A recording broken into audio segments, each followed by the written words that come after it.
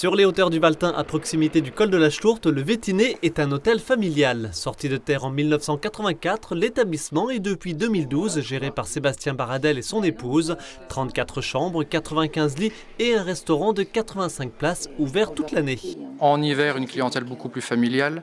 En été, une clientèle sportive. Vélo, VTT et marche pédestre, bien sûr. Et le gros de l'activité, maintenant, commence dans une semaine avec la neige qui est au rendez-vous, 30 à 40 cm de neige. Et comme tous les établissements recevant du public, les ERP, le Vétiné doit pouvoir accueillir des personnes souffrant de handicap. Votée en 2005, la loi imposait une mise aux normes pour 2015 maximum, une réglementation en réalité assouplie. D'ici 2018, les ERP doivent en fait remettre au pouvoir public un dossier intitulé Agenda d'accessibilité programmée.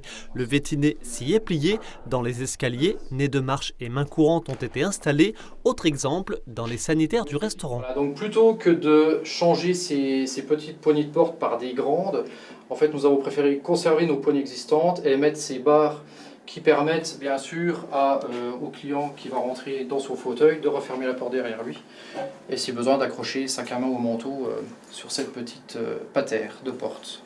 En ce qui concerne les chambres, pas de souci, aménagées dans une extension, 2 d'entre elles sont adaptées. Large couloir, téléphone grosse touche et lumineux, salle de bain spacieuse, 2 chambres d'ailleurs peu louées à des personnes handicapées. 2 à 3 fois dans l'année, grosso modo, et le reste du temps pour des personnes, des clients lambda, qui vont venir et qui ne vont même pas s'apercevoir que ces chambres-là, au final, sont accessibles, entre guillemets, handicapés.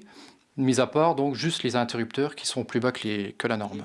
Pour rédiger cet agenda d'accessibilité programmé, Sébastien a fait appel à l'expertise de la Chambre de commerce et d'industrie des Vosges. 2 jours de travail pour un état des lieux et rédiger le dossier. Des dérogations peuvent être demandées et doivent être justifiées par des contraintes financières ou matérielles. Une seule dérogation ici, elle concerne l'espace bien-être. Si on étend la douche pour la rendre accessible aux personnes en fauteuil, il faut déplacer le mur qui est derrière moi. Et là, du coup, ça enlevait le solarium qui est ici et qui permet quand même aux clients valides de se reposer et de profiter de l'espace bien-être. Donc on a considéré qu'il y avait lieu à demander une dérogation. Sachant qu'une personne en fauteuil, elle peut malgré tout venir utiliser cet espace-là et se rendre ensuite dans sa chambre pour faire sa douche normalement. Une dérogation validée par les services de l'État. En termes d'accessibilité, nous sommes toujours dans une phase de concertation. Aucune sanction donc pour l'instant. Les décrets concernant les sanctions ont été établis l'année dernière, donc il est évident qu'un jour ou l'autre, on va avoir soit des contrôles liés au service de l'État, soit même des associations de handicapés ou des individus handicapés qui iront porter plainte parce qu'elles trouvent un bâtiment non accessible. Et à ce moment-là, elles seront légitimes pour déposer une plainte parce qu'elles ne peuvent pas se rendre dans tel et tel bâtiment ERP. L'accompagnement par la CCI est un service payant, 550 € hors taxe pour les commerces, 700 € pour les hôteliers restaurateurs. Dans notre département, 30% des établissements recevant du public n'ont toujours pas remis aux autorités leur agenda d'accessibilité programmé.